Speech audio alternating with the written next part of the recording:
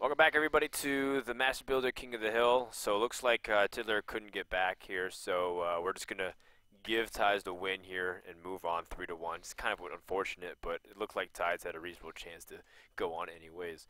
So we're going to our last match of the day, which is MasSan versus Tides of Time.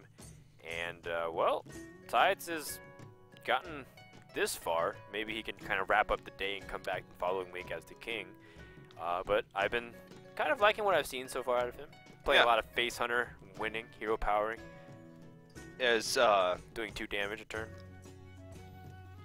as elegant as some people might think Face Hunter is, or as unelegant, I guess, if there's no sarcasm detected in my voice. It's actually a pretty good read by Tides. If you look at what decks you think people are going to bring to this tournament, to this sort of format, Rogue really standing out, Paladin really standing out, Druid standing out too, but just sort of going for those really good matchup. Face Hunter seems like a good choice. And actually, we said earlier in the day that there was no Warriors today, but that was before we realized that MasSan would be participating in place of Koyuki. MasSan's bringing the Warrior. He's bringing the Warrior, but he's starting off with the Warlock. So what does he have that's ready to be repaired? And how much money will he be stealing from Tides? I would have to imagine up to $250 to $500. Yeah. If he wins this last one. It's the last match of the day. We've had a lot of fun so far. Some one-sided matches, some really close matches.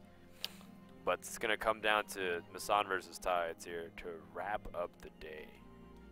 Yeah, MasSan was actually one of the original Control Warrior players. He actually started out as sort of the Warrior OTK player. He was one of the first players to experiment with that back when Charge, you could like charge Molten Giants, because Charge was just a spell that you targeted any minion. Or you could like Alexstrasza, set up your Gorehal Alexstrasza and charge it the following turn for a 15 damage burst. That was before the actual real Control Warrior started coming to meta. MasSan was one of the first players. Okay. Demon Lock! Wait. Is it Demon Lock? This was the deck that I was talking about earlier that Kalento was playing on his stream the other day. It's sort of a hybrid between Zoo and Just Demon mid-range. Lock. It's just mid-range Demon Lock, right? Oh, you mean aggro Demon Lock? Sort of, yeah. He ran like Haunted Creeper, he ran Nerubian Eggs, Abusive Sergeants, Dark Iron Dwarfs, Void Callers with Doom Guards. Nope. It's not the same. Well, hold on. I mean, he had 2 legendaries. But Yeah. Thanos. What is Thanos gonna do? Implosion? For 5 damage and get 5 imps. Yeah. It's what Dark Quanix played in his combo lock that we saw in week number 5.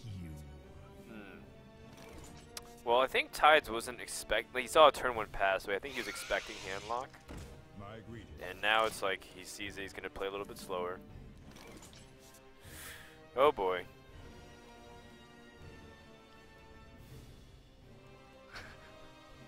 Just go for it. Huh.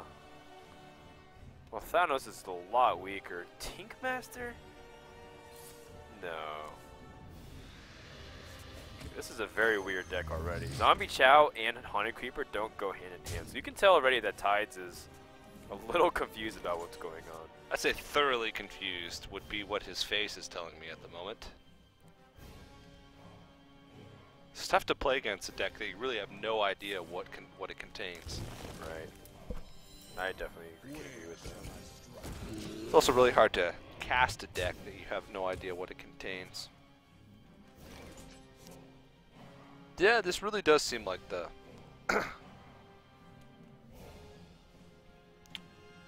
this mid-range.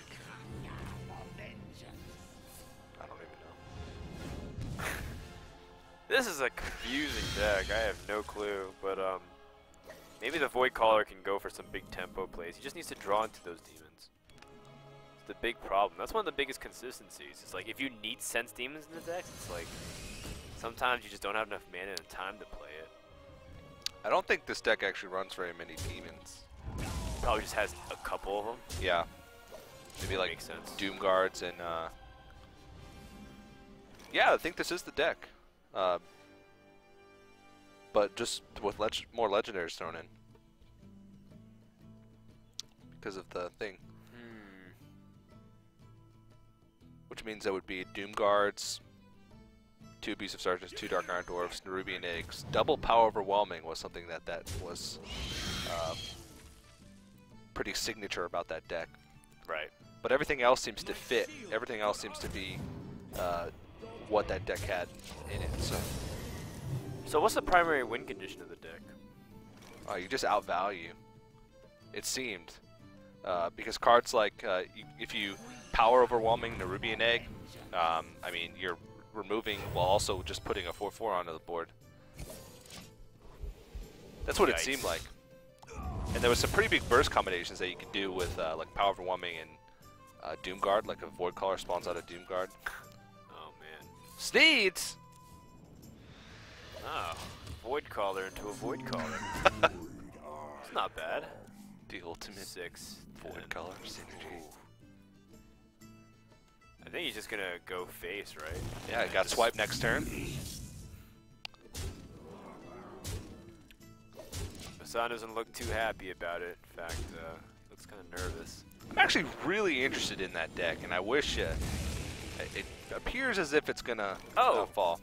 Yeah, Draxus was a part of it as well. Well, it's too bad you can't recover that life. It's too bad when Draxus comes into play, it doesn't automatically. I suppose so. I just, to be honest, I would concede. Because you don't want to attack the Void Caller in and give away that you have Draxus. Why does it matter if you concede? You can't play this deck again. Oh, that's true. Last hero standing. I'm so used to our format, the ESL format. That's true. Ah, well, I mean, you can't even really stop it from happening. I greet you. Laura Walker Cho. Trolling.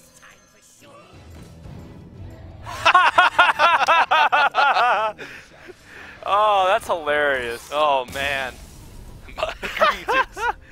Tink Master is a Class A troll. Yes. Oh, man. Tickmaster makes for some really cool plays. Yeah. Or some... That was actually devastating. another suggestion. I wanted to make the players play transform cards. Tink Master, Goblin Experimenter, and Recombobulator. Why not, Like everything, Gelbin. it has to say transform in the card name. why not Gelbin Mechator? You can get the chicken gun. Yeah, maybe those could be fun. But I thought the Transformers would be really fun to do. Yeah. Because the thing that turns the card into a chicken is hilarious. Yeah, unless it's really a really funny. Draw a card if it's not a spell. Yeah. Turns it into a chicken. And then a Recombobulator always has fun results as well. Phrase actually ran that card in his Ancestral's Call Malagos Shaman deck, like the OTK sort of Ancestral Call Shaman deck, because the deck was so filled with spells. That he was with the Experimenter? Yeah, because he had the Experimenter. What if in he the deck. turned his Malagos He- into a chicken? He actually did an AMA on the competitive Hearthstone subreddit, and someone said, "Why do you put that in there? Has that ever backfired on you?" And he said, "I played like 35 games, and even when Malagos isn't in my hand, it has not backfired on me yet. So Okay. it's only a matter of time, and I'm sure it's happened to Phrase since then." Yeah, the possibility of it is not zero, so it's going to happen eventually. So, yeah. Well, Druid versus Druid coming up next. The winner of that will probably have a decisive advantage in the series, considering the Druid's out of the way. Ties up 1-0, and he's going to be winning $3,000 soon if he ends up getting this win under his belt, which would be huge. Well, here we go. Druid versus Druid. No wild growths. Class that I feel like everyone has brought today outside of... who didn't bring it? Druid? Yeah. was it Tiddler Celestial. Tiddler didn't bring Druid? Good for him. And that's it. Only 2 players. Koyuki, his deck list before he had to bow out, did not have Druid as well. Well, MasSan does have wild growth, but he's also got some funky cards in there, like a Defender of Argus. Like a Defender isn't Ascension, therefore He can use cards like Defender to start taking a better board position, but that's only if he takes initiative. Yeah. We'll have to see what kind of Druid MasSan is running, if he's running combo or not. It seems like it's pretty heavy ramp, but that could be skewed just because of the fact that he's got to put those legendaries in there. So Dr. Boom Sylvanas would pretty much be auto-includes. Does mean he's not running Black Knight, but it won't really matter against the faster Druid that Tides is running. Sure. Well, another pretty slow turn coming up for MasSan. Have to imagine that he wants to use his coin if he gets something playable. He's even kept Defender Vargas because he didn't have any opportunity to synergize with it. So coin Sylvanas comes out. It does delay his turn 7 plays, but it's not like he doesn't have anything to do next turn. He does have swipe available to him. And of course, like you said, the Defender of Argus. Not that it gains that much, because Sylvanas is already a target that would most likely get silenced anyway. This is interesting now. Because you could silence Sylvanas. You can silence Sylvanas, and the next turn, you can innervate out Kel'Thuzad and reclaim anything else that's on the board still. That sounds a little idealistic, though. Like, what if nothing? Like, you have to assume nothing else happens, and you still have a board. There's just no way to cleanly deal with it without silencing it, though. Right. The big problem also that I see is if you use innervate this turn, then you don't have a play next turn. Yeah. I must safeguard. Like if he innervated out Dr. Boom. I think he is going for the Kel'Thuzad play. It's pretty greedy, but I personally like it.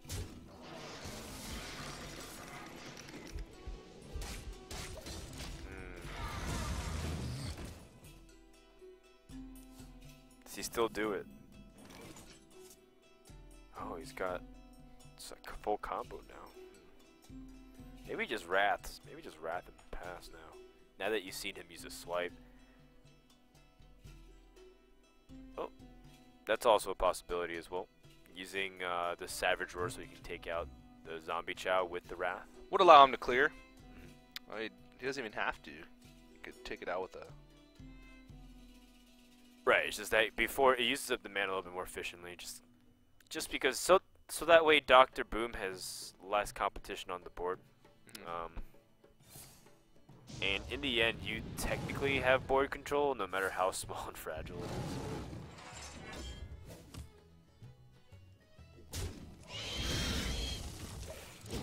It's always just one of those things where you associate keeping Savage Roar with Force of Nature, but sometimes it's not about the killing damage, it's about having the board, right? Especially if you're the faster player. Yeah. And he does run 2 Savage Roars. We've seen that so far today, so... even in a situation where he wasn't behind on board or wasn't threatened to be behind on board, he could still be pretty liberal with the first Savage Roar. The Dr. Boom here would actually send Tides pretty far back, I think. There's like the perfect response here waiting for MasSan. He's got Big Game Hunter and Wrath, and like that way you don't really fall behind too much. So he opts to go for Sludge Belcher, and that's definitely the better play. It's like definitely the better play, actually. Because he would have fallen really far behind with the Big Game Hunters. Oh, Mark of the Wild. Mark of the Wild. This deck is very peculiar. It's got a lot of taunts. Yeah. I'm actually really surprised. Well, not really surprised, but maybe a little bit surprised that he chose to go with Sylvanas.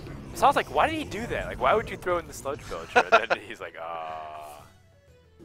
Oh, this is clever. Yeah, this is what I was saying. I was curious why he chose didn't choose Black Knight, because you can make some cheeky little plays out of like, Mark of the Wild, enemy minion plus Black Knight. But now he's got Dr. Boom that's much safer. Yeah. Well, never mind. There's Tink Master. Tink Master will snipe that Dr. Boom and Yes, turn it into will. a 1-1. Do you think that's going to happen? What would you do if that was... I'll eat my shoe.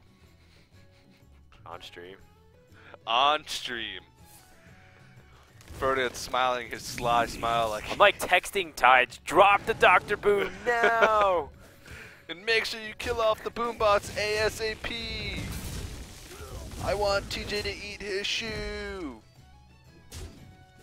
I dragged out each vowel as I was typing in text to emphasize exactly the way you said it. That's why I dictated it in that manner. Yeah, I don't think it's going to happen anymore then.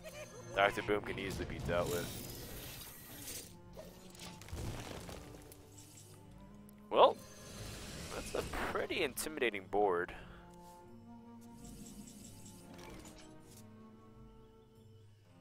Let's see what MasSan draws off this wild growth. I think he wants something. Maybe if he has a second big game hunter or a way for him to reduce the minions on board. NT Killbot is pretty decent to have in the hand at least. Can allow him to get out of combo range in a pickle. I must Yeah. safeguard them.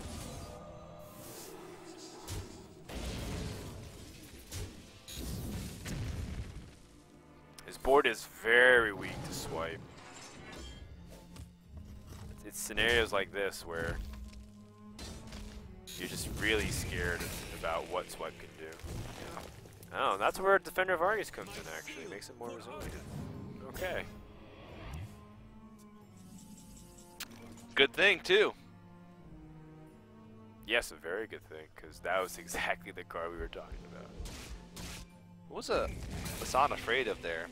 He saw the target over the. I think maybe Black Knight is what he was scared of. Possibly. Because he sort of winced when he saw the arrow hover over his. Oh, oh, oh, oh, oh! Shoe time! That's cheating. It didn't snipe it. That was the only target. That you No, could go what for. was the deal? You said if it snipes it the next turn. I said if Tinkmaster turns Dr. Boom into a squirrel. This deal is under protest. Oh my god. That's Don't renege on your bets. That Ancient Allure got a little bit ahead of itself there. Just like you on that wager. I was thinking next turn, like sniping and do like 6 creatures. Eat the shoe or riot. No. No. I won't do it. You can't make me. No, you wouldn't. You won't do anything for me. Oh, we're getting into this again. Man, MasSan is gonna try to go all in on what's gonna happen or what's happened here. He's got such a strong board. Meanwhile, I must safeguard them. oh man, wow, Ancient Allure comes back down to keeps earth. soaring from the skies. We'll see if this Pilot Shredder can have a huge impact based off of what spawns from it. Drew the Claw, decent draw here. He has the potential lethal damage here. Oh, you're right. 7, 10, 11, 15. He could throw the Boombot in here, and if it hit 3 damage to phase, it would It's true. be lethal. You're But right. that's a He pretty took the safer route. yeah. It was a pretty low chance for it to. It would have to hit face and do 3 or 4 damage.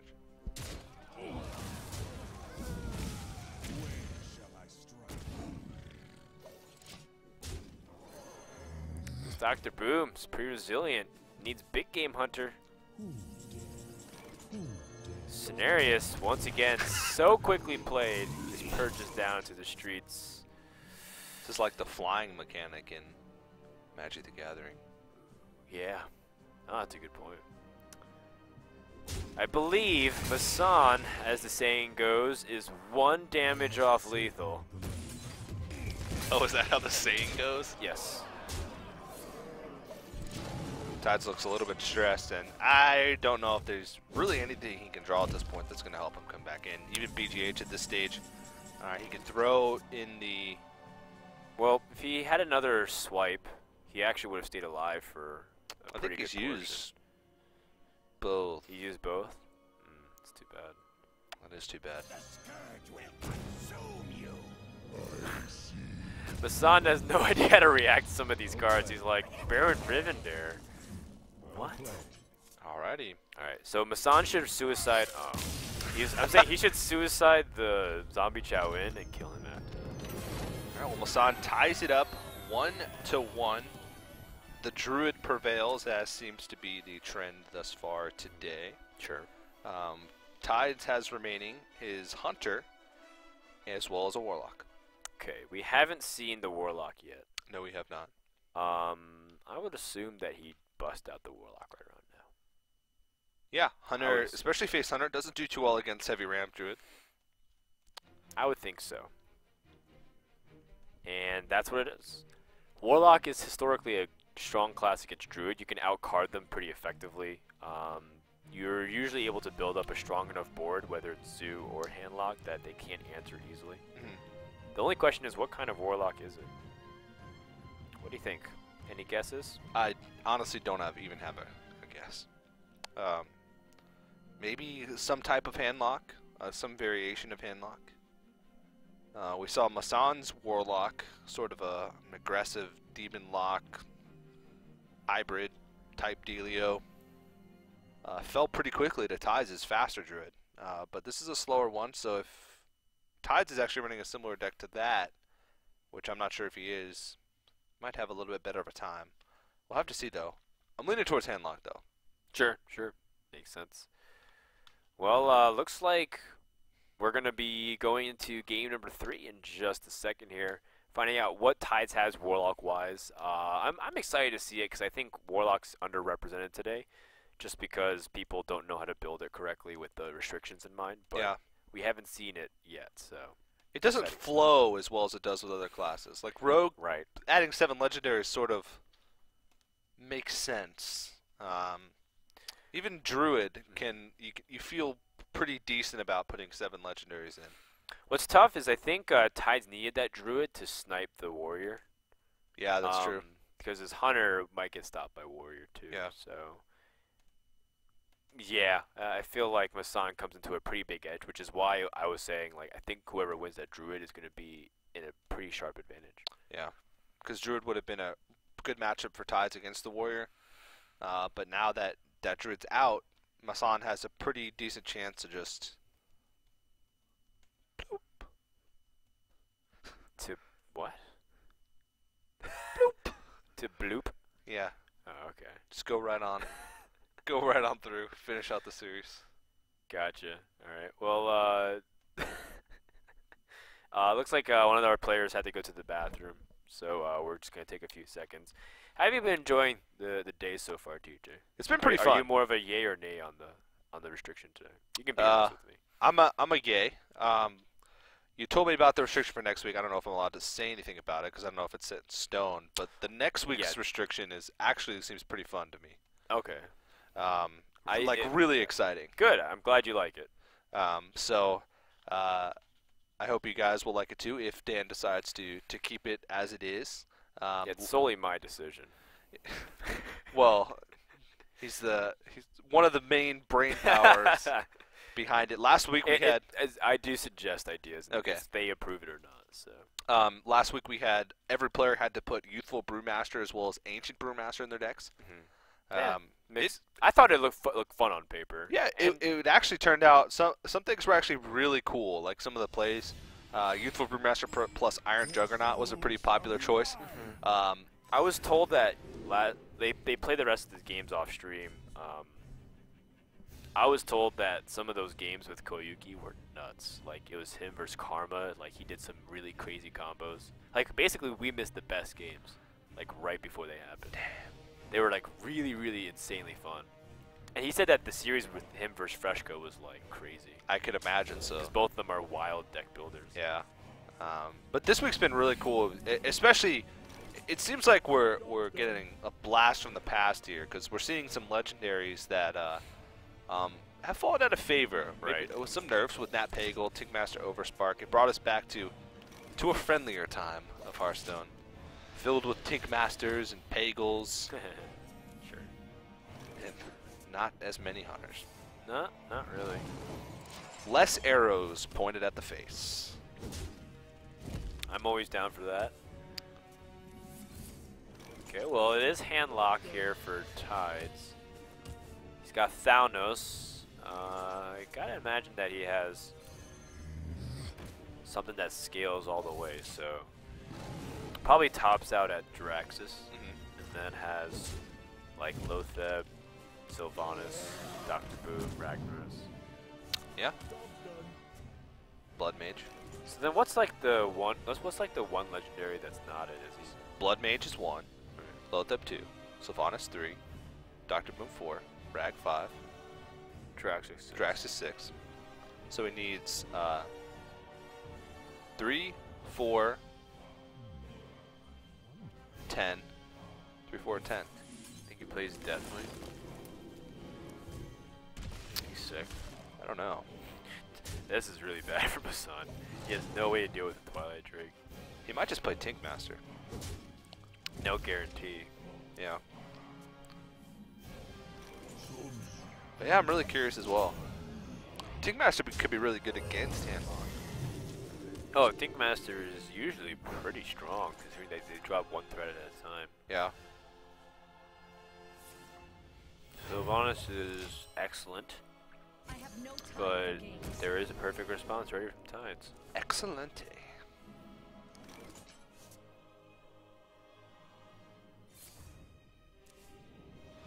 Still haven't seen it yet. I'm super curious to see what that 7th legendary is going to be. But this matchup has classically been pretty tough for Druid. It's hard for them to answer threat after threat after threat. Well, they don't have great single target removal for things. Some of the big threats. Yeah. They have like 1 or 2 big game hunters for 4 giants. Yeah. Keeper of the Groves can sometimes match up against Twilight Drakes. But it's just more likely that a Warlock will have overwhelming amounts of big threats than the Druid will have removal. Sure, but this play already is also somewhat weak to Defender of Argus, but I guess you can assume that it's not in the hand, based off the way Tides has played some of his cards. Power play after power play come from Handlock. Yikes. And MasSan is like, he needs to find a way to strike back and seize control of the board here. Is it Dr. Boom time? Is it Ancient of War time? I think Dr. Boom's going to be the best tool for you to sort of come back in the game. Ancient of Lore, yeah, you could like draw into a Keeper to help you deal with it, but there's nothing that you're going to be able to do that turn. Oh, wow. Big Game Hunter is in the hand for MasSan. Oh, same thing with Tides, actually. You can BGH this Dr. Boom. A lot has to do with like the effectiveness Dr. Boom has. Raynan was saying that he would, if people asked him to control the balance for a day, he would nerf Big Game Hunter's attack by 1, along with Black Knight and Harrison, like make it a 4-4, a 3-5, and a 3-2. Okay. And then to compensate, he'd make Mountain Giant cost like 1 more, so that way it's like, so that Handlock doesn't just overrun everything. Yeah. Sound like a pretty fair, not assessment, but yeah. More importantly, a glimpse into Raynet's mind. Oh, the Tinkmaster transformed the Sunfury Protector into a 5/5. He was just hoping it would hit the Drake and turn it to anything else. And I was saying that Tinkmaster is great against Handlock. Well, not when you use it like that. Yeah, you want to use it like when, okay, turn 4, turn 5, he plays like a Twilight Drake or a Mountain Giant.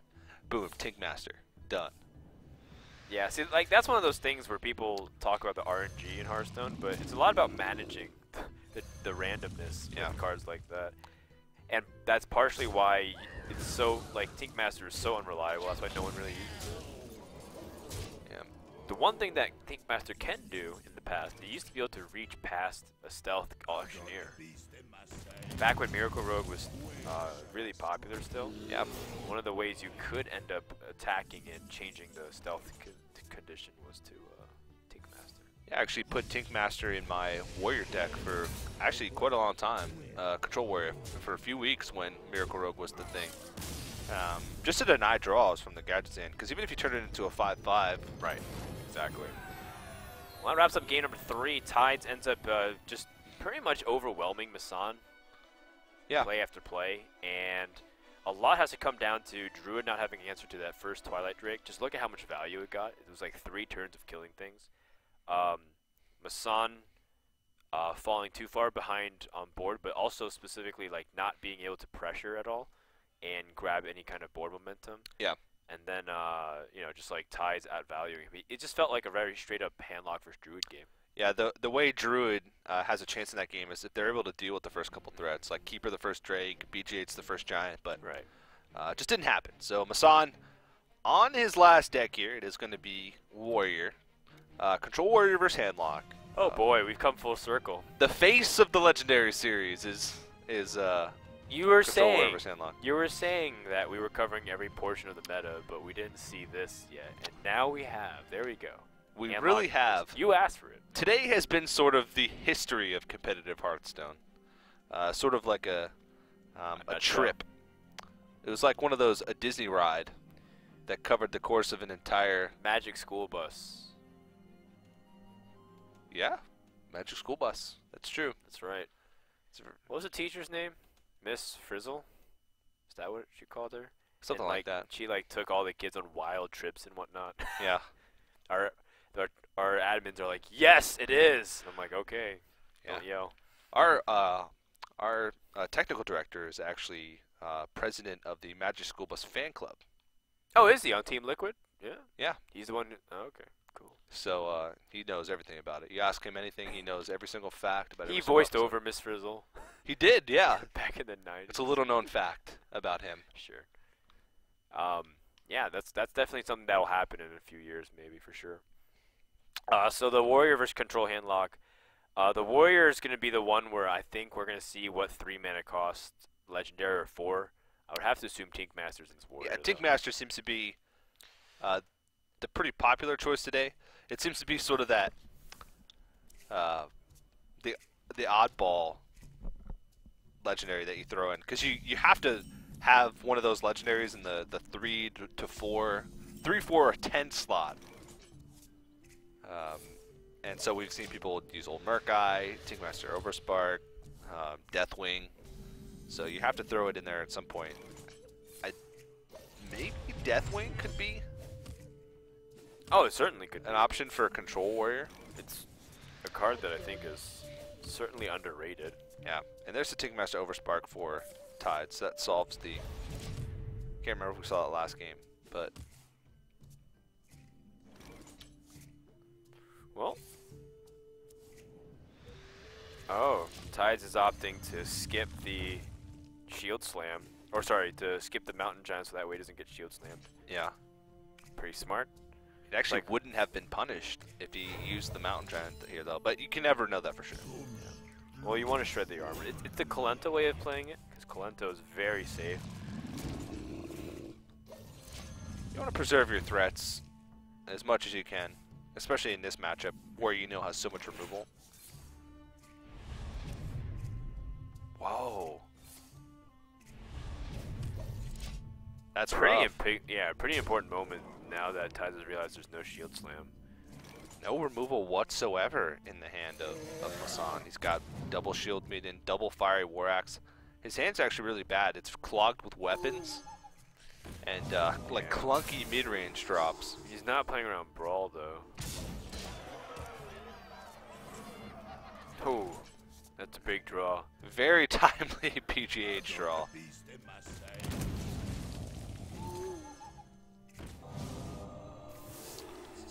That helps him out quite a bit. Yeah, it's really good. So is that. Wow, these draws back and forth. Slamming each other. By the way, Shadow Flaming this owl destroys the board. Just want to say that. Pretty funny. And there it is. That's the most useful owl I've ever seen. That owl's a godsend. Not only did it shut up the Sludge Belcher, but it was able to kill it.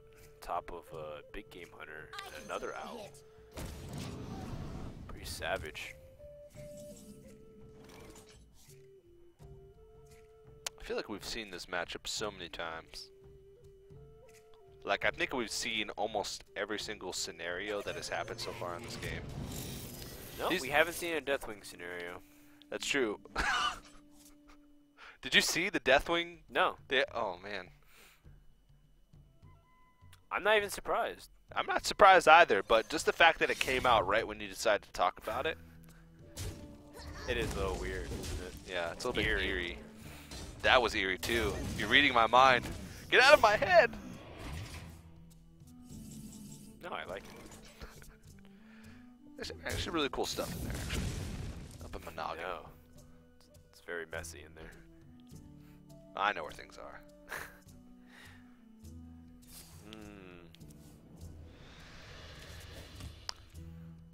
These guys play very fast for the nature of this matchup.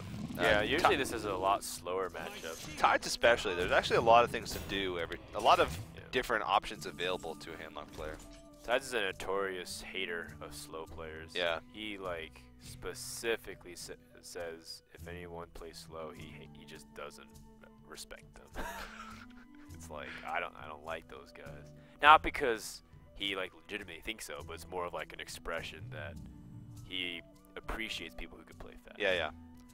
And sometimes him playing fast just like sort of not forces the opponent to play faster, but it just sort of makes them feel like the match is going faster anyway, so it makes them feel like the rope is coming quicker than it actually is. Sure.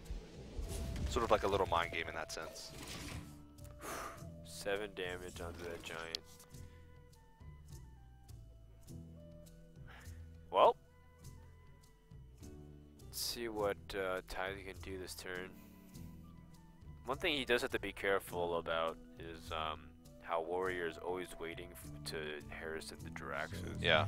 I mean, we know it's several turns away just because he'd rather play Molten Giants first, but it's something to keep in mind over time. Deathwing is like a brawl that guarantees one of your own creatures to survive and guarantees that creature to be a 12/12. Yeah, I guess. Yeah, I guess so. If you say it like that. I was thinking about it like, if you had Deathwing and Brawl in your hand. It's like a Twisting Nether that summons a 12/12 for 2 more mana. Yeah. Right. It's like if there was an empty board and you played a 12/12.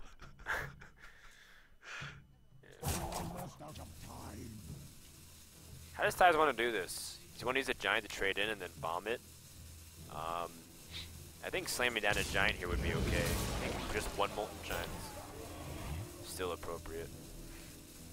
He has to do this quick though. Wow. A lot of minions on board. No respect for the Brawl.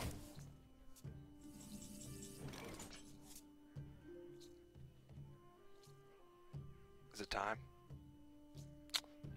No. No, definitely not. If you use Deathwing here, then he just Siphon Souls, and then you have no cards. What else are you gonna do right now? Cruel Taskmaster, his It's just Blood not Mage now. Thanos? It's just not right now. You can't. You have Harrison Jones. It's too valuable. If he sees you toss Harrison Jones and you have no cards and he just plays straight up Jiraxis, you lose.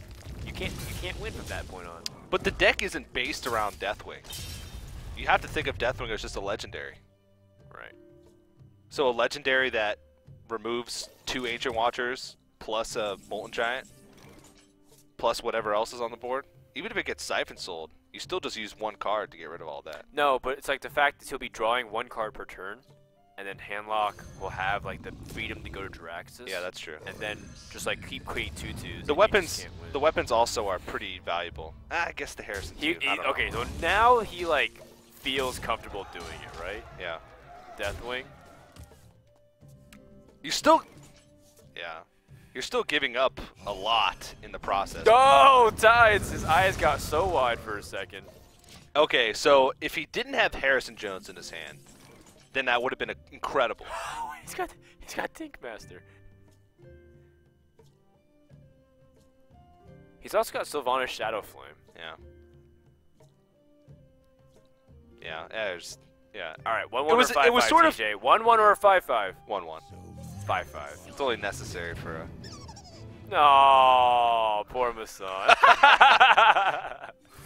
Just think about that for a second.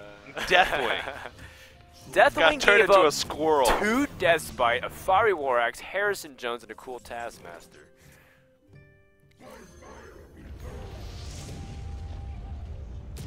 I mean, that's a cool story, bro. If but you take out the Harrison Jones from that equation, this is about to get stolen. You just Sylvanas Shadow Flame and steal that.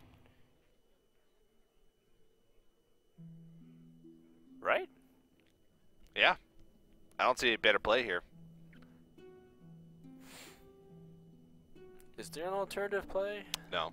Jiraxis when you already saw Harrison Jones? Kel'Thuzad? He's gonna Kel'Thuzad. Appears. I guess he doesn't want his opponent to top deck, like go execute and kill it off.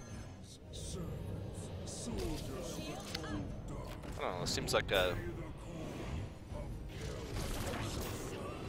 I guess it's okay. Perfect. Oh man, execute. I guess he That doesn't. squirrel died for a noble cause. I guess he doesn't want him to Just top he's- deck and he's execute to face. kill it off. Top decks and execute.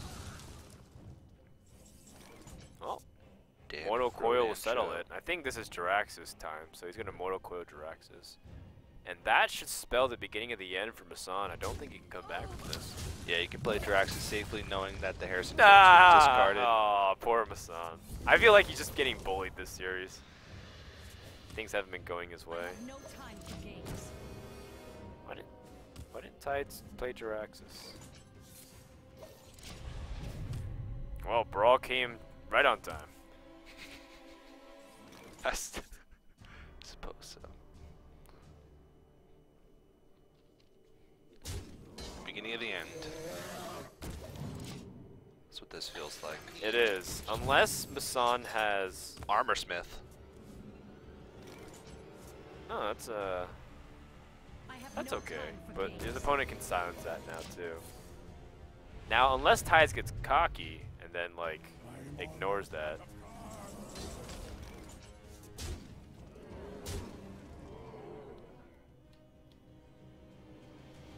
Is he just insistent on not playing Jiraxis? Suppose so. Okay, so now MasSan draws a minion and he brawls. Or he has to, no, he has to brawl first, right? Yeah, because Sylvanas will steal the minion. Yeah. Well, he wants the The Ironbeak Owl. Iron Beak Owl. Ah! Ah! Ah, Like the second worst. yeah. Actually, I might even. No, Sylvanas would have been. Well, he's out of I'm cards. out of cards.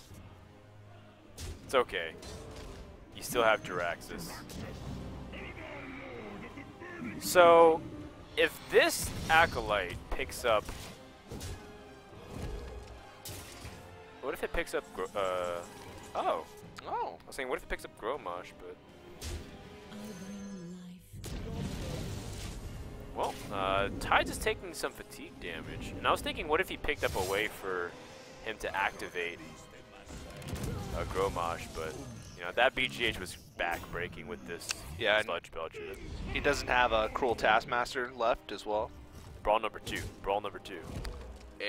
Oh, Deathwing? Oh, Armorsmith. Alright, draw time. Made to fit. One last hope from MasSan is going to come a little bit too late. That Yeah. Gromosh was a key to victory, but that's going to do it. Tides is going to end week 2 of the Master Builder King of the Hill on top. And some impressive deck choices, I'd say, from him. A good read on what he thought he'd see here. Fast Druid, Face Hunter, and a Handlock. Face Hunter and the Fast Druid seem to be the two cards that were the key to his success. This is actually the only time we've seen the Handlock. Oh, Oh, Tides. It wouldn't be Tides finishing off a game without a little bit of good old BM. All right. Well, it's a good way to do it. 10 out of 10. 9 out of 10. 9 out of 10. Couldn't figure out a way to play all his cards. It was physically impossible, but he couldn't do it. So he loses a point. Well played. So that's the third series that Tides has come out victorious. I think we'll get a final tally after everything has been said and done. But that concludes our matches for today. Hope you guys had fun. And remember that this is twofold. One is that this is a promotion for the 7th Sun movie that's coming out on February 6th. This is a one-time deal. Next week, we go back to the same structures we had the previous week, $150 per win, and 5 matches that's been going on. So it's more of a lighthearted thing. And the second thing is that we're getting ready for our LAN in February 21st and 22nd here in the ESL studio. We want to invite people to come out, hang out with some of the pros. We have 8 people flying out. Who do we have, TJ? It's going to be Darquanix, Magic, Amy, Zalay, and Savitz from Team Savitz were the 4 players who qualified for winning a week. And then Ping Ping Ho, Weifu, Silent Storm, and Jockey are the 4 players that qualified via points. Those are the 8 players. Of course, there's going to be some other pros here as well, and general Hearthstone personalities that are going to be stopping by, so you guys can say hello to them, as well as, Dan and I. Yeah.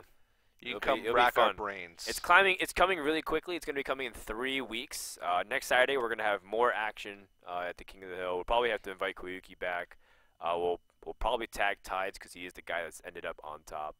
But we're pretty much done. Let's take a look at the bracket and see what happened here throughout the day. We had Dog and Hype start things off, where Dog was able to take the series and win $1,000. But then 6-0 stole $250 of that. Then we transitioned where 6-0 just went on a mad rampage, killing off Trump and Raynad on top of Dog before he was unfortunately stopped by Tides, which we'll figure out with how that situation goes. And of course, Tide did take the series 3-1 against Tiddler, followed by a 3-1 over MasSan. So we've had a lot of fun today. And we couldn't have done it without the assistance of our partners over at Newegg Esports. So big shout out to Cooler Master, Western Digital, and Crucial. If you go to the link below here, you can check out all their cool products. It's the best way that you can support the league here that's going on. We're going to be back for Season 2, hopefully sometime at mid-year. And the more you support our sponsors, the more you support us. Yeah, definitely. We love putting on these shows for you guys week after week after week, and it wouldn't be possible without them. So if you're looking to upgrade your parts, if you're looking to find something new, or just support esports in general, make sure you guys hit them up. And of course, go see 7th Sun on February 6th. It opens up next week, so it should be a great movie. Also, shout out to Plantronics for their headsets. They've been giving away stuff. There's links that are being spammed all across the Twitch channel about how to win 2 headset gear, as well as the Hearthstone Expert Packs. The Expert Packs. Make sure you type _packs in chat to make sure everybody knows that you love packs. You may or may not actually get something from doing that entire thing. We're done here. So thanks so much for everyone tuning in. We'll be back next week at 1 p.m. Pacific. Congratulations to all of our winners. I believe Tides is receiving upwards of $3,000. 6-0 getting close to $2,000, or $3,000 rather. I think he's like 2,750. I think that's his final tally around Still a lot. there. Still a lot of money. And of course, Dog was 750. It's been a lot of fun. Go see 7th Sun, and when we come back next week, we're going to have more Master Builder King of the Hill. Have a good night.